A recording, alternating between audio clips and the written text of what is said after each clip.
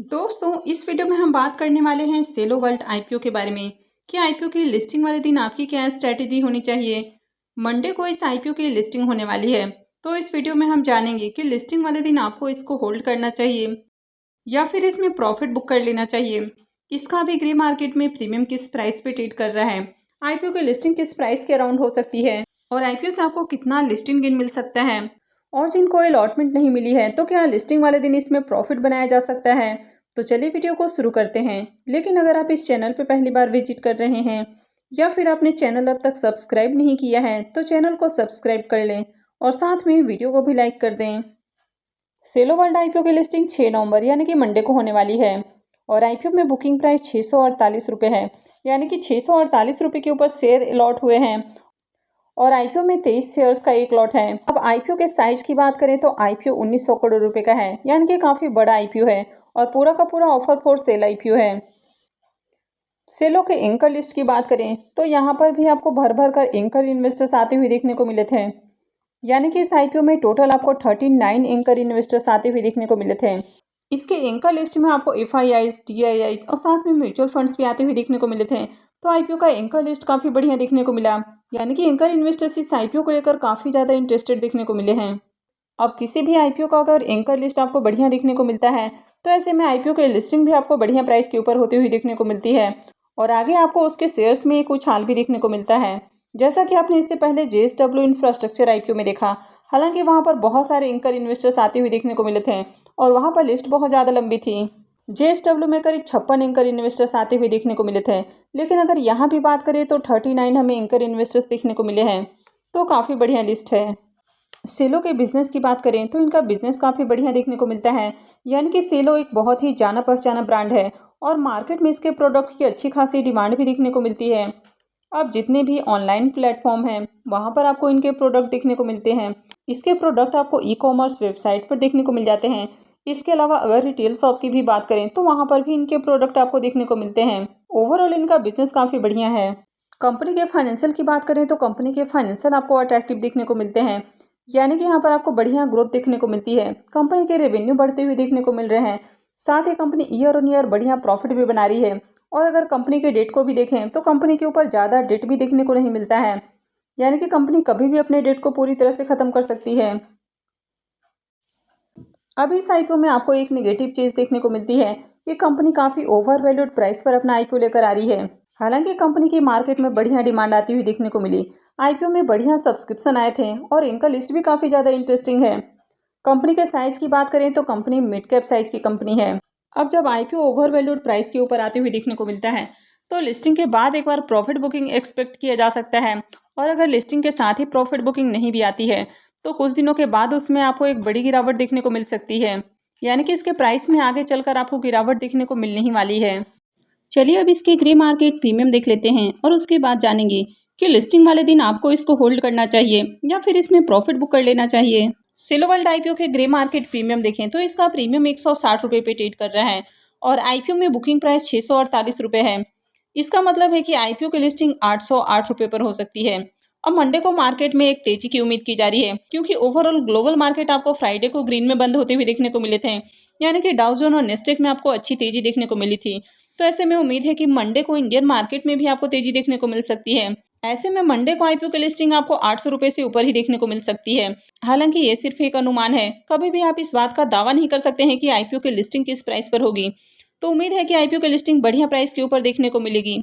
IPO में 23 shares का lot है और अभी इसका प्रीमियम 160 रुपये पे ट्रेड कर रहा है। इसका मतलब है कि आईपीओ से आपको 3680 रुपये एक लॉट के ऊपर प्रॉफिट देखने को मिल सकता है। आईपीओ से आपको 24-24% का लिस्टिंग गेन देखने को मिल सकता है।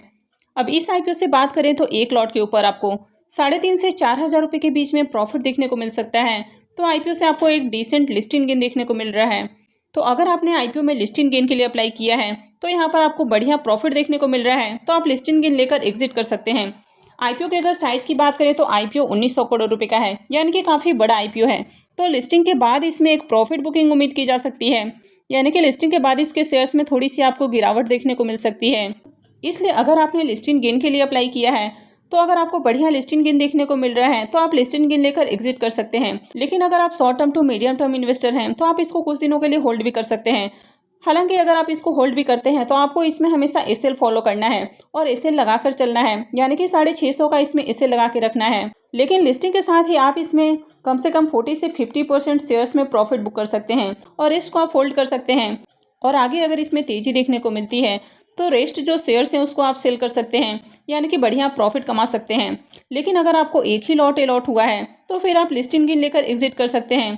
अगर आप लॉन्ग टर्म इन्वेस्टर भी हैं फिर भी मुझे लगता है कि आपको एक बार प्रॉफिट बुक कर लेना चाहिए, क्योंकि आईपीओ ओवर वैल्यूड प्राइस पर आते हुए देखने को मिला है।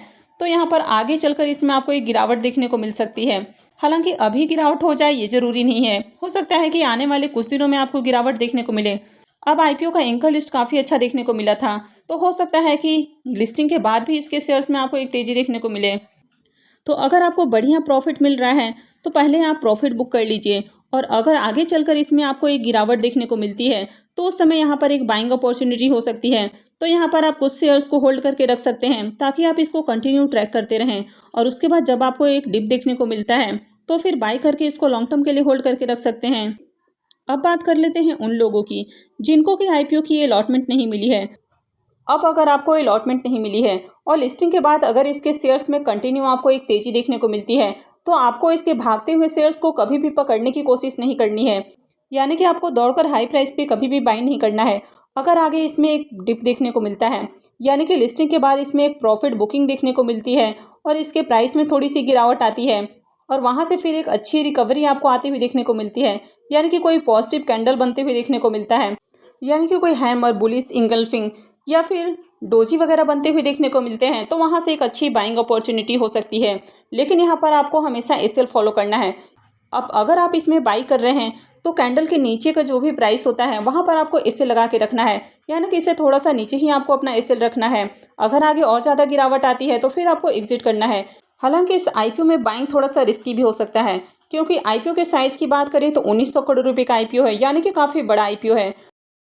बहुत सारे एचएनआईज और रिटेलर्स को आईपीओ की अलॉटमेंट मिलते हुए देखने को मिली है, तो रिटेलर्स और एचएनआईज की ओर से प्रॉफिट बुकिंग एक्सपेक्टेड है, तो आईपीओ के प्राइस में आपको गिरावट देखने को मिल सकती है।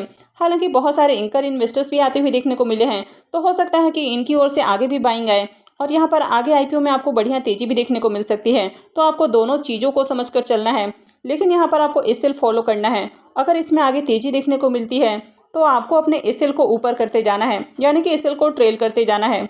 और हमेशा आपको ये ध्यान रखना है कि अगर आगे इसमें गिरावट आती है तो फिर आपको इससे एग्जिट करना है। अब जिस तरह जेएसडब्ल्यू इंफ्रास्ट्रक्चर में आपको एक्शन देखने को मिला था तो सेम एक्शन यहाँ भी एक्सपेक्टेड है, इसलिए यहाँ भी डीप एक बाइंग अपॉर्चुनिटी हो सकती है। तो अगर आपको अलॉटमेंट नहीं मिली है और आईपीओ में प्रॉफिट बुकिंग के बाद एक तेजी देखने को मिलती है तो वहाँ आप बाई कर सकते हैं।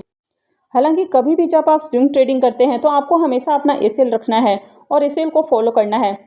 कहीं भी बाई या सेल करने का जो पूरा का पूरा डिसीजन है वो आपका अपना डिसीजन होना चाहिए, यानी कि आपको अपने रिस्क रिवॉर्ड को एनालाइज करके ही कहीं भी ट्रेडिंग करनी है। आई होप कि आपको वीडियो अच्छी लगी होगी। तो अगर आपने वीडियो को अब तक लाइक नहीं किया है तो वीडियो को लाइक कर दें और साथ में चैनल भी सब्सक्राइब कर लें। और वीडियो को अंत तक देखने के लिए आप सबका बहुत बहुत धन्यवाद।